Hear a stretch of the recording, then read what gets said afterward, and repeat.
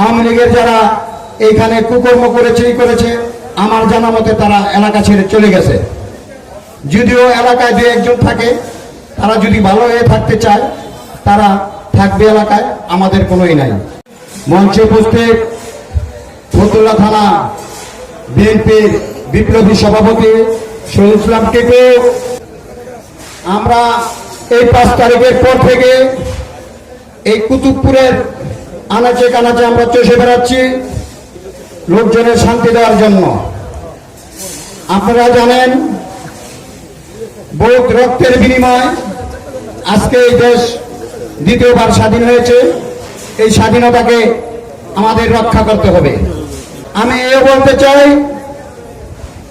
এই এলাকার বিগত দিনে যারা সন্ত্রাস লুটতরাজ করেছে, আপনারা যদি তাদের পথ অনুসরণ করেন তাহলে মানুষ যাবে কোথায়?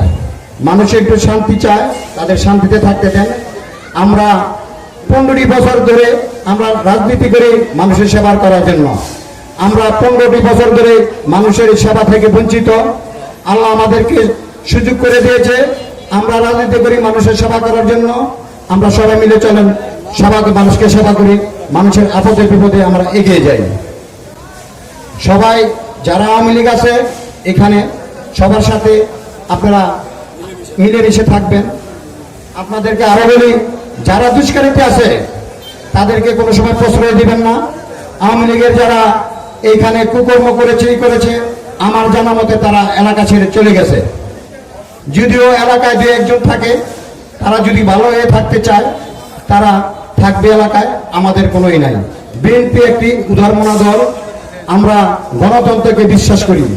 আমরা 15টি বছর যাবৎ আমরা কেন বাংলাদেশের কোনো মানুষ আপনারা ভোট দিতে পারেন নাই, আপনাদের গণতন্ত্র প্রতিষ্ঠা করতে পারেন নাই। যেহেতু শহীদ ছাত্র জনতার মাধ্যমে আমাদের সেই সুযোগ করে দিছে, তত্ত্বাবধায়ক সরকার হয়েছে, তাদেরকে দেশটাকে সুষ্ঠুভাবে পরিচালনা করার জন্য আমরা সবাই সহযোগিতা করব। দেশটিকে আমরা সোনার বাংলাদেশ গড়ে তুলব, এই আশা ব্যক্ত করে সবাইকে ধন্যবাদ জানিয়ে আমার বক্তব্য শেষ করব।